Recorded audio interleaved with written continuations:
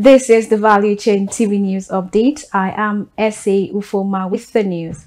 The first story we have for you today is on minimum wage. It says 1 month after President Bola Ahmed Tinubu signed the 70,000 Naira new National Minimum Wage Act, most states of the Federation are yet to take serious measures to implement the law.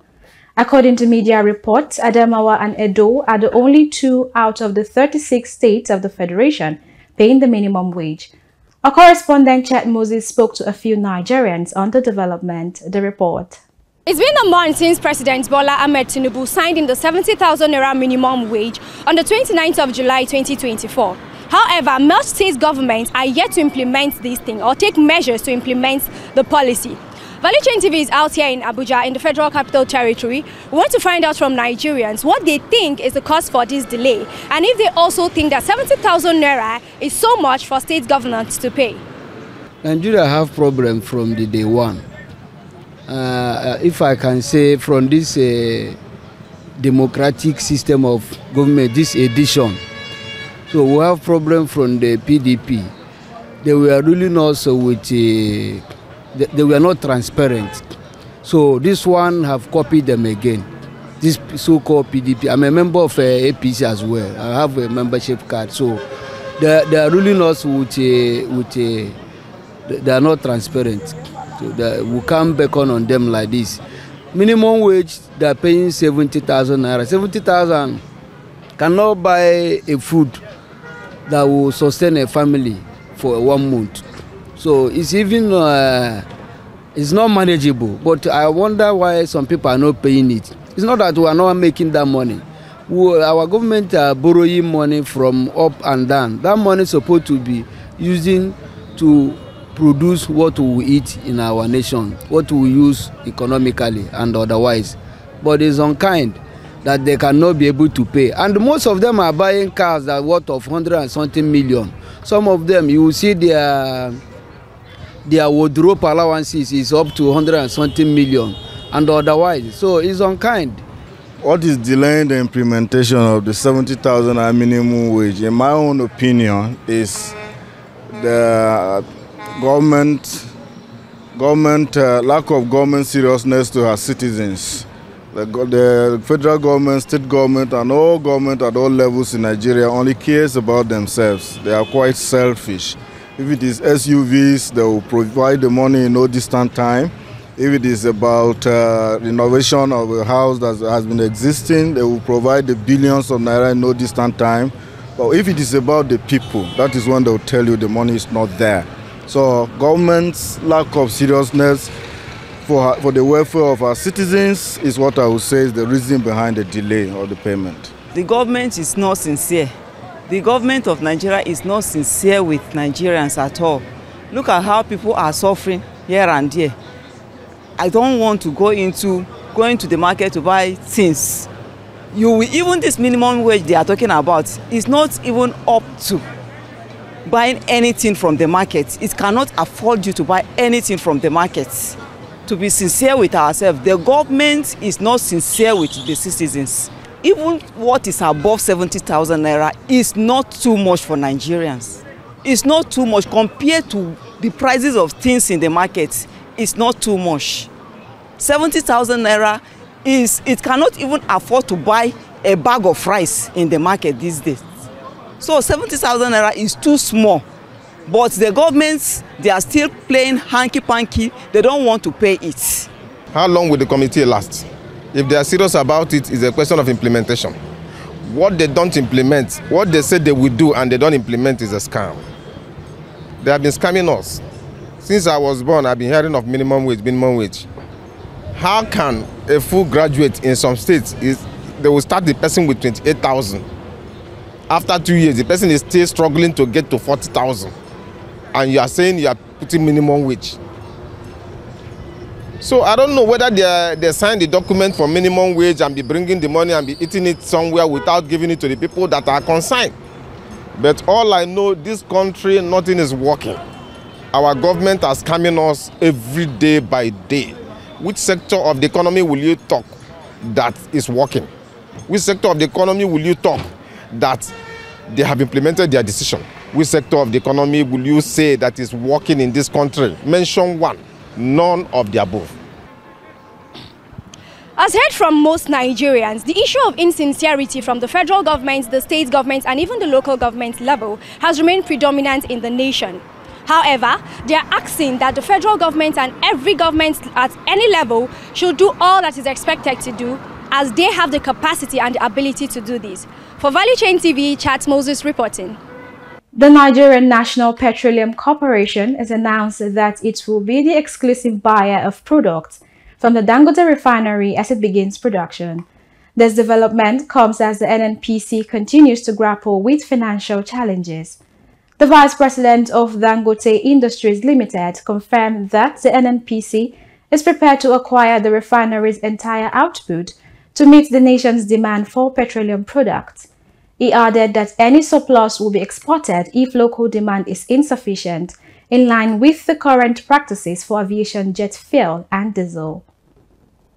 On economy matters, the federal government, through the Presidential Fiscal Policy and Tax Reforms Committee, has reviewed plans of increasing value-added tax from the current 7.5% to 10%. This was disclosed by the chairman of the committee, Taiwo Oyedele, during an interview with journalists in Lagos. He also said his committee was working to consolidate multiple taxes in Nigeria to ensure tax reduction. Oyedele added that the tax law which the committee drafted will be submitted to the National Assembly. Still on economy matters, the Financial Reporting Council has sought the removal of 50% direct deduction from its revenue by the federal government, saying it is impeding the operational capacity of the agency. The agency's Chief Executive Officer, Dr. Rabiu Olowo, stated this during a meeting with the House of Representatives Committee on Commerce, which members were on an oversight function visit to the agency, adding that the agency carried out operational activities with no budgetary allocation. Away from that now, the chairman of Digital Africa Global Consult, Evans Wohirem, emphasized the need for Africa to align with global technological advancement as technology has become central to global progress. Anastasia Adeze completes the report. During the 12th edition of the Digital Africa Conference and Exhibition, themed Quantum AI and its Implications for Africa, Evans Wohirem said quantum AI is an incredible field of artificial intelligence that combines quantum mechanics and machine learning, as its application provides new opportunities for solving complex problems, optimizing processes, and creating innovative solutions for the future of humanity. Highlighting the event's theme, Wohirem noted that quantum computing is emerging as a transformative force and urged Nigeria to move beyond focusing solely on corruption, poor infrastructure, and poverty. He stressed that embracing artificial intelligence, which has become the new frontier in global competition, is essential for driving economic development. For Value Chain TV, Anastasia Adeze reporting. And now on foreign news, Nigeria has reaffirmed its commitment to deepen economic ties with Indonesia, focusing on the untapped potential between the two nations. This commitment was highlighted during the second Indonesia-Africa Forum held from September 1st to 3rd, 2024 in Bali, Indonesia. President Bola Tinubu, represented by the Minister of Information and National Orientation, Mohammed Idris, in a statement released by the ministry's Deputy Director of Press, Suleiman Aruna, took part in the high-level multi-stakeholder partnerships and joint leaders session where he emphasized Nigeria's commitment to strengthening the partnership with Indonesia. Moving now to sport, Super Eagles Victor Osimhen has reportedly closed a deal with Galatasaray after accepting the term proposed by the Turkish Super League club. Financial demands from both the player and Napoli prevented a move from materializing before the transfer window closed, and with relationships having broken down between both parties, the Nigerian striker is set to join the Turkish league, whose market is still open. Football fanatics shared with Value Chain TV their opinion on Osimhen's career battles so far. The report. Literally, that's like, let me use the word disrespect to Africa and to the African best player of the year. Right, so let's reverse the case. If he was the European best player of the year, how would he have been treated? Right? So number one, your Chelsea is going for a pay cut for about £4 million pay cut, right? So you're doing a £4 million pay cut for the African best player of the year, and you're expecting him to come play. That's disrespect to Africa. So what we need right now is for you to respect who we have as our best player, right? If Chelsea can play, you can't pay him. Don't worry. Let him go to the place where his payment is going to be guaranteed, one, and then he's going to be guaranteed quality football, right? That's number one. Number two, as Napoli as a club, Napoli is disrespecting not just the African best player of the year, one of the best strikers in the world right now, which is really crazy, right? It shouldn't even happen. It shouldn't even be, right? If things happen backstage, you should fix it backstage. You shouldn't let your players, your best players, go because of whatever things you have, right? And number three, Napoli has gone. Napoli is supposed to issue an apology to Osimhen, right? There's a racist thing they posted on TikTok that they've not really apologized for. So you shouldn't do that to the best player in Africa right now, and you shouldn't do that to any of your players to even start with. So round it up, Osimhen is one of the best players in the world right now, one of the top best strikers in the world, the 8th best on the Ballon d'Or list, so he should be given the respect accorded due to the person, not because he's black, not because he's African, and not because he's Nigerian. Staying idle now, I just heard that they stopped him from training in Napoli. In fact, according to this story, they say they chased him out of the field, so out of the training ground. So I think that's embarrassing, and for a player like him, he's very talented. We all know he's a star boy, so he has a great future. And I think it has to do with the fact that, I don't know, maybe it's the management or the agents, his own agents. But I think there's a power somewhere that is bigger than him, which they just want to frustrate him. But we know Victor Osimhen is very good, and that the fact is that I think it's just the agents and the people surrounding him. Maybe they are not doing their assignment properly. According to what I heard, and it was collecting like 300,000 whatever in Napoli, and Chelsea wants to offer him half of that. As a big boy that he is, as a star boy, it's like you stooping so low. So it doesn't make sense. If you are giving those that are not as good, as productive as him in Chelsea, so why can't you give him? Is it because he's a black guy? Is it because he's a Nigerian? Because no American, sorry, maybe a white guy.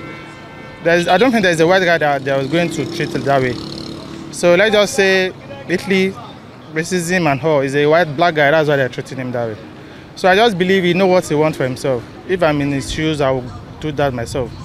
The reason why I think it doesn't go to Saudi Arabia is because Saudi Arabia is just, let's just say Saudi Arabia is like a dumping ground for star boys. Like once you have finished your league, a retirement plan. So anything that makes him go to that place, I don't think there's any big team that will come back and sign him after that 1 year. Because either his fee is too high or it doesn't meet up to the expectation. So one way or the other, he doesn't know what the plan was. So I respect his decision. And that concludes the Value Chain TV News Update. I am S.A. Ufoma. Many thanks for watching.